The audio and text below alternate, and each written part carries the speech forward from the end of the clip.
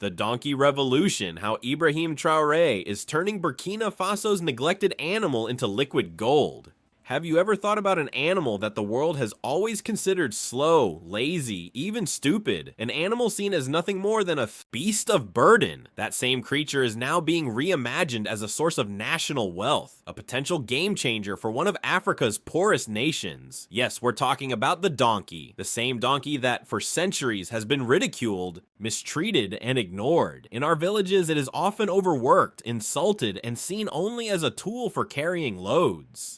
But today, thanks to the vision and foresight of Ibrahim Traoré, the president of Burkina Faso, this humble animal could become the very engine of progress. A golden bird for a country long trapped in poverty. But how did this happen? How did an animal considered the lowest on the ladder of usefulness suddenly become a symbol of hope? And how could donkey milk, yes, donkey milk, change the destiny of Burkina Faso? This is a story of leadership, innovation, and the ability to see potential where the rest of the world sees nothing. So sit back and stay with us until the end, because this journey is going to surprise you. The spark of an idea. The story begins when Ibrahim Traoré traveled abroad for an official engagement. During one of his trips, he attended a high-level summit in Europe. At a formal dinner, a glass of milk was presented to him in a beautifully crafted crystal glass. Out of curiosity, he asked, "What kind of milk is this?" The host smiled and replied, "This is not ordinary milk, it is donkey milk, a delicacy here filled with rare proteins and health benefits. People in our country drink it with great pride." That moment lit a spark in Traoré's mind. He returned to Burkina Faso with a burning question. How can a drink that comes from such an underestimated animal be so highly valued in Europe, while in our own villages the same animal is ignored, insulted, and left untapped? The harsh reality of Burkina Faso. To understand Traoré's vision, we must first understand the condition of his country. Burkina Faso, a landlocked nation in West Africa, is not without natural resources. It produces gold, one of the most sought-after minerals on Earth. It grows cotton, a cash crop with international demand. And yet, despite these blessings, its people remain among the poorest in the world. Hunger, malnutrition, and poverty are widespread. Rural farmers struggle to make ends meet.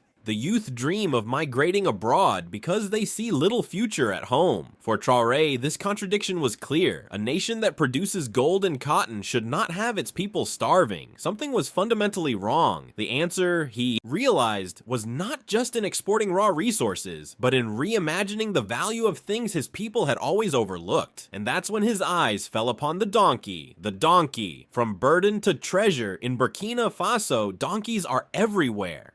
They walk the dusty roads of villages, pull carts through fields, and carry heavy loads for farmers. Nearly every rural household owns at least one. For generations, they've been seen as nothing more than beasts of burden, overworked, underfed, and unloved. But Traoré asked a different question. What if this humble animal holds the key to our nation's prosperity? So he ordered research. Scientists and agricultural experts were tasked with studying donkeys, especially their milk. What they discovered shocked everyone. The miracle of donkey milk, as it turns out, is one of nature's most extraordinary substances. It is packed with vitamins and minerals. It strengthens the skin, boosts immunity, and helps fight diseases. It has natural anti-aging properties, making it highly prized in the global cosmetics industry. Historically, even Cleopatra, the legendary queen of Egypt, was said to bathe in donkey milk to preserve her beauty. Modern science now confirms what ancient royalty already knew. Donkey milk is liquid gold. When researchers looked at the global market, they found that donkey milk and its products, like cheese, soaps, and skincare creams, were being sold in Europe and America for thousands of dollars. In fact, donkey milk cheese is one of the most expensive cheeses in the world, with some varieties selling for over $1,000 per kilogram. Wealthy elites in Europe call it liquid gold. Beauty companies market it as an elixir for eternal youth. And yet in Burkina Faso, the animal producing this gold was walking in the mud, ignored. A visionary leap seeing this, Ibrahim Traoré realized the potential. He thought, if Europeans and Americans can treat donkey milk as liquid gold, why shouldn't Burkina Faso benefit from the wealth we already have? Why should we stay poor when every village in our country has the very resource that the world is willing to pay so much for? And so, he made a bold decision. Burkina Faso would invest in donkey farming, not just for labor, but for milk production. Donkeys would no longer be neglected animals of burden. They would become national assets, a cornerstone of the country's economic revival, beyond business. A national dream, but for Traoré, this wasn't just about money. His vision was larger. He saw donkey farming as a pathway to national transformation. The revenues from donkey milk exports could be reinvested into schools, hospitals, electricity projects, and agriculture. Children could study with books in their hands. Farmers could irrigate their lands with modern technology. Families could escape the trap of poverty. In his eyes, this wasn't merely a business plan, it was a dream of turning Burkina Faso into one of Africa's strongest and most independent nations. Challenges ahead. Of course, the road won't be easy. Donkey farming on a large scale requires investment in veterinary care, infrastructure, and training for farmers. The global market is competitive, and breaking into it will take time. There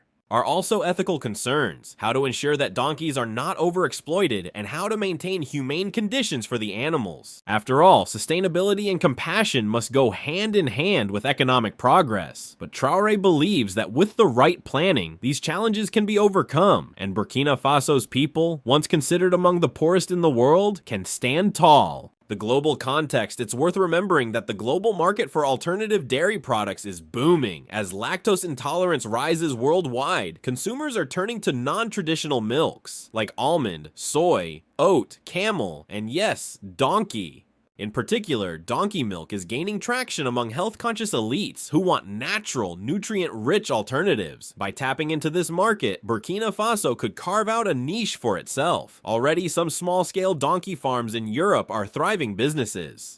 If Burkina Faso scales this up, it could dominate the supply chain, given its abundant donkey population. From neglect to respect, the donkey story is, in many ways, a mirror of Burkina Faso itself. For decades, the country has been dismissed by the world, seen as weak, poor, and irrelevant. Just as the donkey was mocked as slow and stupid, Burkina Faso was overlooked. But Ibrahim Traoré is changing that narrative. He is saying to the world, what you see as worthless, we see as priceless. What you ignore, we will transform into strength. The donkey is no longer just a carrier of loads. It is now a carrier of hope. Donkey Revolution. The next time you see a donkey walking slowly through a dusty street, remember this story. Remember that an animal the world once laughed at could soon become the very backbone of a nation's progress. Ibrahim Traoré's donkey farming project is not just about milk, it's about vision. It's about daring to dream differently. It's about believing that even the most neglected resources can be turned into treasures if only we learn to value them. For Burkina Faso, this could be the beginning of a new chapter, a chapter where donkeys are no longer symbols of poverty, but symbols of prosperity, a chapter where a humble animal becomes the key to rewriting the destiny of a nation, and perhaps it is also a lesson for the rest of the world. Never underestimate what looks small, weak, or worthless. Sometimes, the most powerful revolutions come from the most unexpected places.